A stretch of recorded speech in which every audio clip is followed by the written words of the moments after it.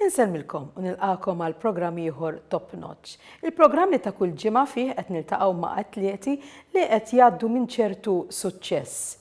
L-intervista fil-programm tal-lum se tkun bl-Ingliż, peress li għalkemm l-atleta li għandi mistiedna hija Maltija, però kienet imwielda l-Awstralja u ilha biss toqgħod Malta għal dawn l-aħħar 7 snin.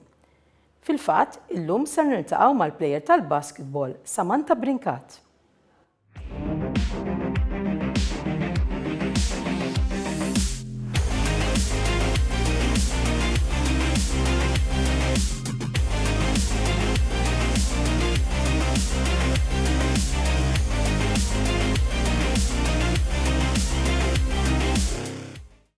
Samantha Brincat għandha 40 sena u twildet Sydney l-Awstralja, iżda f'dawn l-aħħar snin qed toqgħod il-Mosta. Tilab il-basketball, però mhux minn dejjem. Daret diversi pajjiżi qabel ma ġiet tgħix Malta u barra l-basketball ipprattikat sport ieħor. Illum se nsiru nafu aktar minn qrib min hi Samantha Brincat. Samantha, first of all, thank you for accepting my invitation to be interviewed on Top Notch. Today, hopefully, our televiewers will get to know you better. Although you have a Maltese passport and your father is Maltese, you were born in Sydney, Australia. What was your childhood like? I actually have 3 passports. I have an Australian passport because I was born in Australia. And the next passport I actually got to receive was Italian because my mum is half Italian, half Torres Strait Islander. And my dad and my dad's parents, they're Maltese. And that was the last passport to come. And that was just by chance. That was just because I ended up coming here. So my childhood was very mixed. I grew up very ethnic, very European. We didn't really do what everybody else did. It's just like everyone here, really. We're a big family, and everyone yelling over the top of each other. Yeah, growing up was great. It was just very diverse, which in Australia, that's kind of how it is, really. We're conducting this interview in English. Do you have any knowledge of Maltese? Was it never spoken to you when you were young? No, not at all. When my nana was alive, I recall them saying very basic things. But my parents separated when we were young. So I grew up more with my mum, and she would speak broken Italian, mostly English to us. So I lost practically, you could say, everything that was Maltese from a very young age. Do you regret not knowing our unique language now that you are living here, especially? Definitely. Well, I don't regret it, but I wish I maybe could speak it now that I live here. I love the language, but it is so hard to learn, I think, as an adult.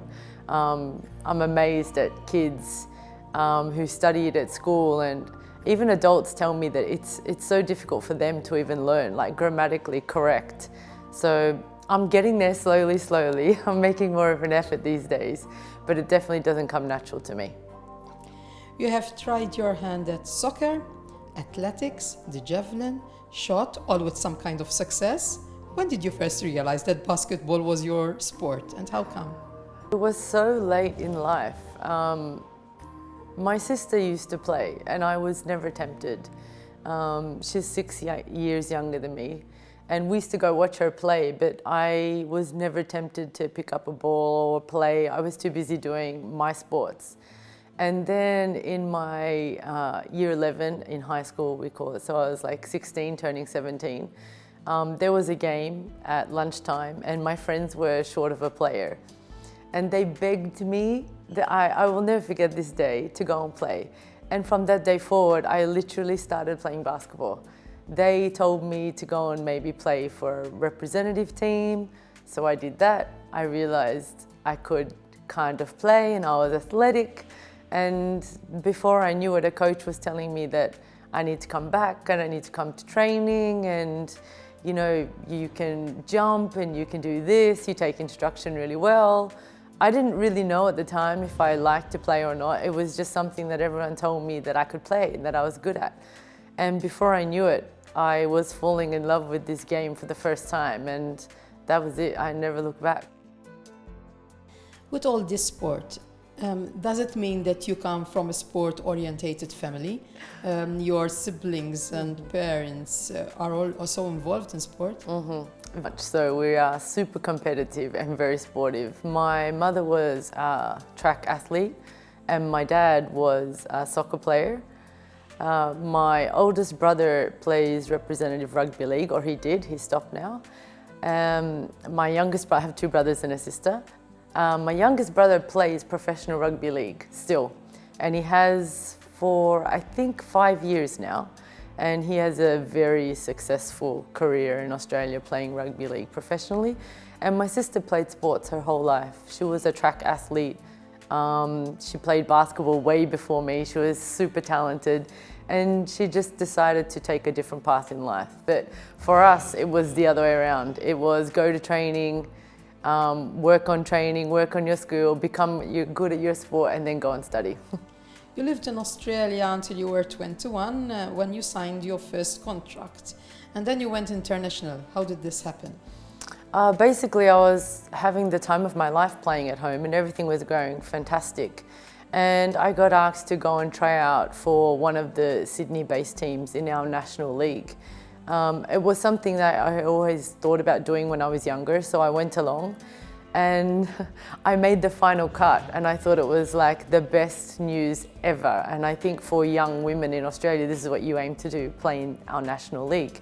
I was cut to the top 15 players, and after this session, when they told us that we were going to have a call back, I was walking out to my car and a little man came and introduced himself and his wife, and they told me that they think that I'm better than the players in this league, and I thought this was a joke. I didn't really know what was happening, and that he was a manager and he scouted talent and he puts players who he knows has a dual citizenship with the EU in Europe. I literally had no idea what was happening. I never knew or was exposed to players playing abroad. It makes sense now, and I'm sure it happened, but I just never knew. Nor did I think I was capable or I was good enough. And I went away. I remember telling my mum that I don't know if this is real or not, or he's just like a strange man, but he seemed very genuine. I met his wife, and we all met together with my mum, and it was very serious. And before I knew it, he had a contract in front of me to go and play in Greece for the first time and leave Australia.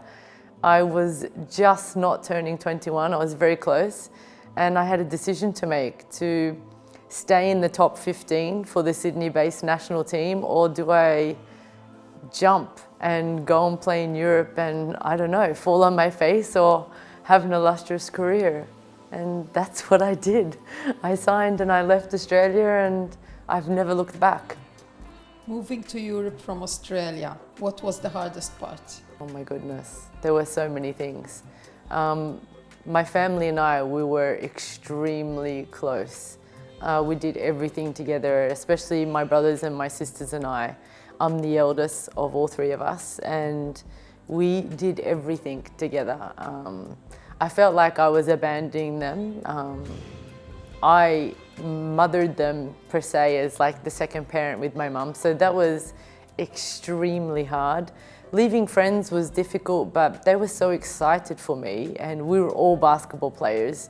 So for them, that was like they were living this dream through me, and it was so supportive, and they pushed me to go and not be scared and encouraged me to go. So I would say definitely leaving my family.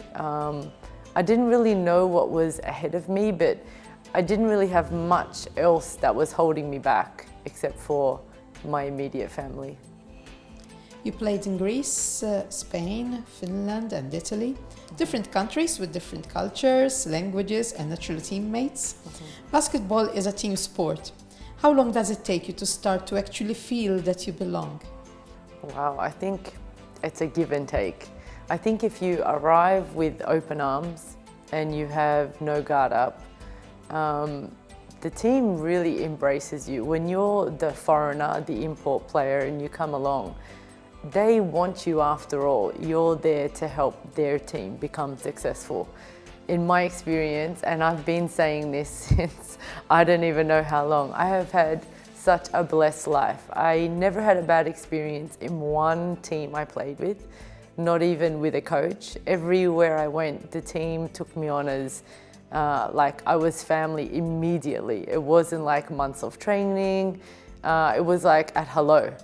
I don't know if it's what you give off and you receive, or I'm just really lucky, but I immediately felt connected to each team that I went to play in. And in fact, most of these people are actually really, really good friends of mine still, whom I speak to very, very often. Suddenly, you decided to take a break from basketball and switch to rugby league. How come? This is hilarious, actually. I had been playing for so long, and when you play in Europe and you go home for a few months, you're supposed to stop and rest your body. And instead I would go home and I would just play in the league at home. So I would just play all year round, non-stop, and I started to not hate the game, because I think that's impossible, but get to a stage where I wanted to be challenged. It just sounds maybe strange, but like, not that I was too good, but am I still good at everything else? Can I do other things, or is this all I'm about now? So I made an immediate decision to put the ball down. I came back from Italy, and I had a very successful season. I topped off one of the best seasons I could have ever hoped for. And I decided to take up the sport that I think in Australia, when you're born into society, it's in the background. Everybody knows it whether you play it. It's like a religion, you could say, like football is to Europe. And I've been watching my brothers play this my whole life. And I wanted to know if I could do it, if I could play. And I did, and I loved it, and it was fantastic, and I was really successful. And my team won the league, won their final. And I was going to try out for representative football for New South Wales, but the only thing holding me back was the contact on your body is completely different. You're constantly getting hit. And I was already starting to think it was a year, it was fantastic, it was good, I've proved to myself that I could do it. Let me stop here before I take on a serious injury, before something gets out of hand. And there was this part of me that even after a year, I was already missing basketball. Was it for maybe something to prove to your brothers that you could also do it? There was a slight little thing there where they said, why do you want to do this? We play this. Why do you have to come and play what we play? What are you trying to prove? But it wasn't not long after they were supporting me. They were taking me to the park and showing me the tricks of the game that I had to know, because playing is one thing and watching is another thing. So in the end, I had their support, and when they could see that I played, they were very, very happy for me. I just missed basketball so much that I ended up, wanting to go back and play. Back home to Sydney, you then joined your home team, the Sydney Comets. What was this experience compared to before you left, for Europe? Was it just like the saying says, riding a bicycle, or did you encounter any problems? There was no problems. I was so fortunate because when I went back into my team, there was almost the same team I had left, but they were better. Someone I looked up to my whole life was playing her last season, so I got to come back under watching her play and admire her, but now play alongside her. And I never got to play along with this player before. I watched her on TV. I went and watched her play games live, but later in her career, she decided to play in the league in Sydney, and it just so happened that I arrived at the same time and I got to play with her. And those things, they're just blessings. Like, I learned so much from her. I realized I wanted to play even more. The love of the game is something that you have deep inside you, like it never goes away. It was definitely like riding a bike, like you said. It was like fun old times. Yeah. During your stint with the Sydney Comets, you were contacted to come and play in Malta. What was your first reaction to this? Honestly, the first time I was contacted, I actually refused.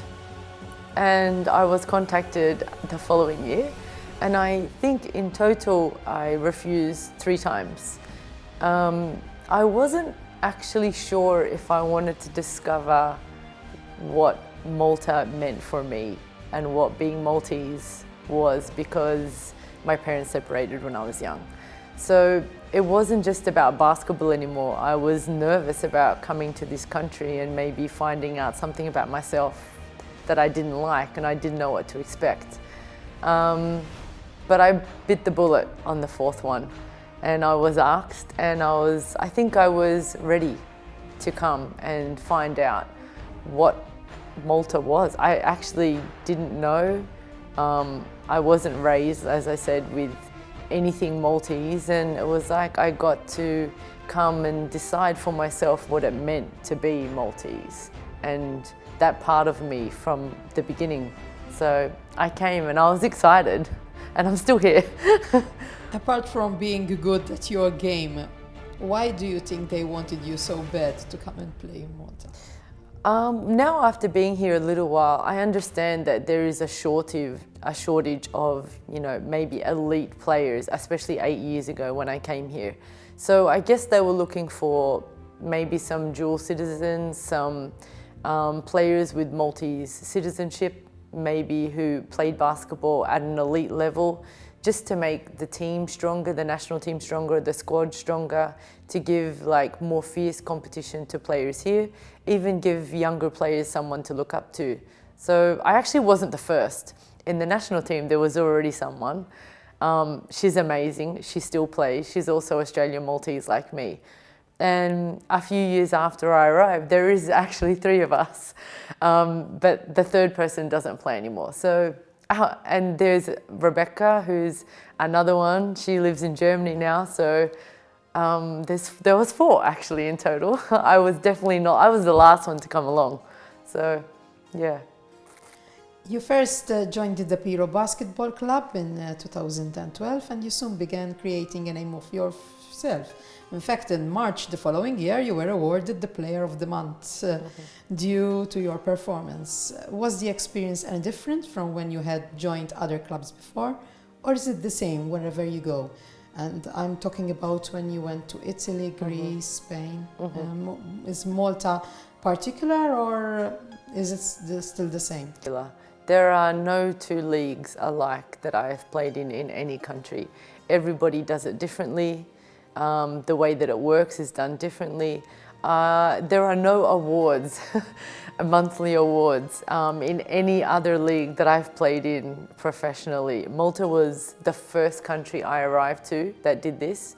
In Australia they have it, but in all the other European teams they do not. Or they didn't when I was playing, which was a while ago now. So maybe now they do, as I'm a little bit older. I loved it. I mean, they try to acknowledge players on a monthly basis. They do lots of different things to interact with the players. It was a great award to receive, given that I had just arrived. It was like there was recognition that I was a good player here playing, so it was nice. I think from talking to you and seeing your history, it's in your blood to move on. Through the years, as 3 years ago, you left the Piro to join Hibernians. Is it a case of being there, done that, or do you feel that you need to keep stimulating yourself? It's a little bit of everything. I admit that when I came to the Piro, I fell in love with the club. The personnel that ran the club, I hold with the utmost respect. But when they all retired, as in the president and his wife and things, there was something missing in my heart from the club. I would have to say 50% of me playing there was definitely because of them. And they are people I consider family here today in Malta. And after they left, I think I needed to find something new in another team, somewhere that I felt I would belong and where I could start again and pave a new pavement. And it was the scariest, I think, basketball decision I made in Malta. Everybody that knows me here knows that I was the first player. I always said I will start in the Piro and I will retire in the Piro when I finish and start basketball in Malta. and it wasn't the case. I remember being interviewed when I first went to hips, and this was asked to me, and I'm like, yes, but things change. It was the best decision that I have made basketball-wise, moving to hips. The best. I have never played such good basketball. The club, not only the players, they're my family.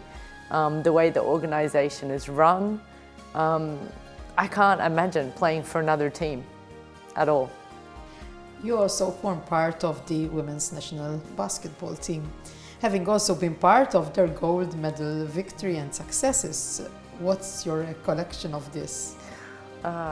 Iceland. It was so memorable. It was amazing. Instead of it being just a FIBA tournament, GSSC was where we won the gold. And it was against the team we've been trying to beat for years up until that day.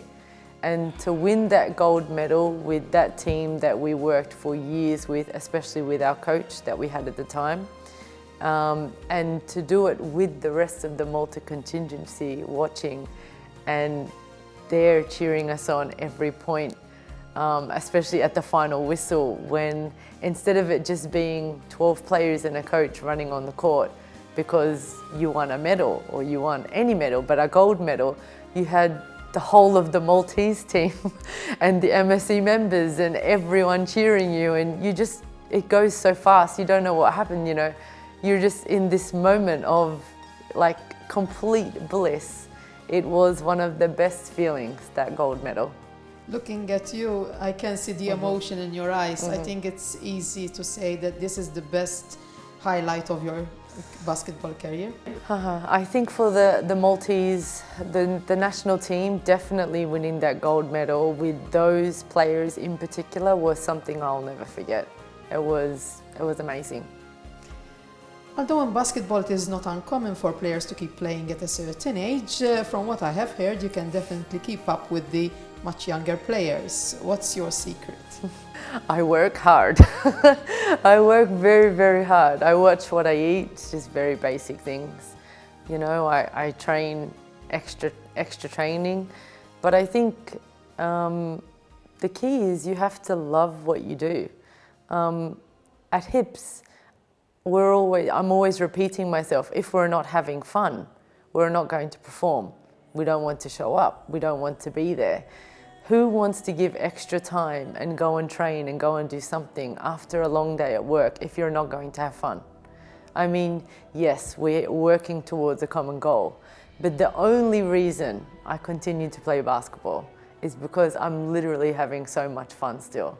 I play with a smile on my face. It might come across as annoying to most players, but it's literally because I'm having fun. I still love to play. How strict is your training regime? Pretty strict. Every day, 5 a.m., I'm in the gym, lifting 4 times a week. We're training 3 times a week. We're training with the team, and then we play. There isn't much else available time in the week besides me having my own personal clients because of my job and my full-time job. So I would say it's strict, and right now everything works and it all mashes together nicely. But yeah, you have to show up every day to make it count. You have just also qualified as a nutritionist, so then definitely you have to live up to what you preach. How important are healthy eating habits in an athlete? 100%, 80% diet, 20% training. Everything that you eat is fueling your body. It's either helping you achieve your goals or it's not. Eating right is definitely the first steps into being a successful athlete, definitely. You also coach nowadays. Is this something you will be doing permanently in the foreseeable future, or will we be seeing you on the courts for many years? I actually thought I might retire last year, and I said no, and I came back and played. I can't say if I'm going to retire or not. Every year is different. I just do my best every season and see how I feel. Coaching is something that I love. I actually started when I first came to Malta. I was coaching in De Piro, and now I'm coaching at hips, and I love it. I love paying it forward, so to speak, passing on your experience, passing on your knowledge, and even learning from other coaches and other players. The youth, even though we're the coach, I feel there is still so much to learn from the players themselves. Stepping out of my comfort zone as a player and then switching to a coach is something I find very challenging, but it's also something I enjoy very much. So I would say that in the foreseeable future, I would probably wear just a coach's hat. Yes. It has been a very, very positive interview. We've talked about a lot of positive things, but was there ever a moment in your life which you would like to cancel, which you think it was, so low that maybe you thought of giving up? The first time I left Australia, when I was 21, I was very homesick after 3 months. I think it's very natural. I was very young. I think that is the only time that I can recall where I thought I wanted to go home and not play. That being said, when I look back now, I didn't really give it a chance. I was very young and naive, and I just think I wanted to run home where I knew routine and I knew people. But other than that, which sounds very vague, I've actually had a very blessed, illustrious career. I haven't had many downs, average injuries here and there, which is what everybody goes through. But I actually extended most of my seasons everywhere I played. I stayed on for 2 to 3 months in other countries just to live and continue being in that country and learning about the culture. I feel very fortunate actually, and I say it all the time. I am quite a positive person, so maybe it's also how I choose to see things, but I really feel that may be the only time that I feel that I recall being extremely low and just wanting to run home. But once again, I think I was just very young and naive, probably. 7 years in Malta. Would you consider yourself as settled permanently in Malta now, or would you consider relocating once again? I would say I'm settled in Malta. I absolutely love the country. I love being here. It's home. It's my second home. So I would say I am in Malta for now. So the country you didn't want to come to is the country that's holding you now. It is. Definitely, that is one way to look at it. I can't imagine leaving here, and yeah, definitely no. Samantha, thank you very much for conceding me this interview, especially as I know that you are running on a tight schedule. Today you want to be on court in just a few minutes to coach your team. Good luck in all you want to do in the future, and thank you very much. Thank you very much. It's been a pleasure. Thank you.